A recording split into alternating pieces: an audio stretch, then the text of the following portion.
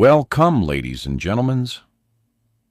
It was Halloween night, the kind where the wind howled like a warning, and the rain whispered secrets against the windows. The small town of Maple Hollow was nearly asleep, its streets empty, except for a few flickering pumpkins and the soft, steady tap of raindrops. But somewhere at the edge of town, under a dim streetlight, a young boy named Liam stood waiting, holding a single, broken umbrella. He wasn't trick-or-treating. Not this year. His mom had told him stories about this night, about the whispering rain that visited once every few years. They said if you listened carefully, you could hear voices calling your name. Some said they were spirits lost between worlds. Others said they were memories trying to come home. Liam didn't believe in ghosts, at least not until that night. He was waiting for his best friend, Nora. They always met here before going up to the old cabin near the woods. It was their little Halloween adventure. But tonight, she was late, and the rain was getting heavier. He tried calling her phone, but there was no signal, just static. Then, a whisper, soft at first, almost drowned by the rain. "Liam." He froze. The sound came from behind him, gentle, trembling. It was her voice. Nora. He turned, smiling in relief, but there was no one there.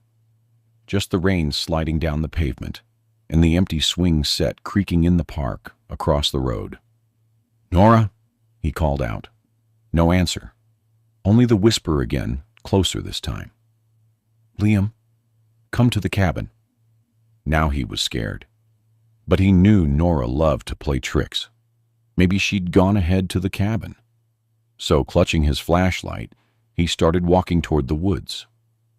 The trees looked darker than usual, their branches bending low, dripping with water. The trail was muddy, slippery, and the deeper he went, the louder the whispers became, overlapping, echoing through the forest. Some were calling his name, others murmured words he couldn't understand. "Stop it!" he shouted. "Nora, this isn't funny!" But the forest answered only with wind and whispers. Finally, he saw it, the old cabin, faintly glowing from within. The door was half open, the light flickering like a candle struggling to stay alive. He pushed the door gently. It creaked open, revealing the empty room inside. No Nora, no one. Just an old photograph sitting on the dusty table. He wiped it clean with his sleeve, and his heart stopped. It was a picture of two kids standing outside the same cabin. Him and Nora. But the date written on the back was from 3 years ago, the Halloween when Nora went missing. He dropped the photo as a cold shiver ran down his spine. The candlelight flickered, and in its glow, he saw her, standing in the corner, dripping wet, smiling softly. "Liam," she whispered, "you came back." He stepped back, trembling. "Nora. How?